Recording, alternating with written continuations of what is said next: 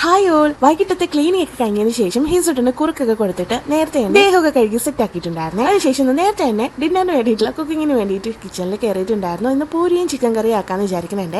അപ്പൊ അതിന് വേണ്ടിയിട്ട് ചിക്കൻ നേരത്തെ തന്നെ ഫ്രിഡ്ജിൽ നിന്ന് എടുത്ത് പുറത്ത് വെച്ചിട്ടുണ്ടായിരുന്നു. പിന്നെ ഉള്ളിയും തക്കാളിയും ഇഞ്ചിയും വെളുത്തുള്ളിയും ഒക്കെ ഒന്ന് റെഡിയാക്കി എടുത്തിട്ടുണ്ടായിരുന്നു. ഹീസുട്ട് അലമ്പായതുകൊണ്ട് വഴറ്റാനൊന്നും നിന്നില്ല കേട്ടോ. ഉലുവ പൊട്ടിച്ചതിന് ശേഷം ഐറ്റംസ് എല്ലാം കൂടി കുക്കറിനകത്ത് ഇട്ടിട്ട് ഒരു വിസിൽ ലഭിച്ചു കേട്ടോ. ആ സമയം കൊണ്ട് പൂരിക്ക് വേണ്ടിയിട്ടുള്ള മാവൊക്കെ ഒന്ന് റെഡിയാക്കി എടുത്ത് എന്നിട്ട് ചിക്കന്റെ ഐസൊക്കെ പോയ സമയത്ത് കുറച്ച് മസാലയൊക്കെ പുരട്ടി അതും ഒന്ന് മാറ്റി വെച്ചിട്ടുണ്ടായിരുന്നു. ആ നേരം കൊണ്ട് ഉള്ളിയൊക്കെ റെഡി ആയിട്ടുണ്ടായിരുന്നു. അതിലേക്ക് മാരിനേറ്റ് ചെയ്ത് വെച്ചിട്ടുള്ള ചിക്കനും കുറച്ച് വെള്ളം കൂടി ചേർത്തിട്ട് മൂടി വെച്ച് വേവിച്ചിട്ടുണ്ടായിരുന്നു.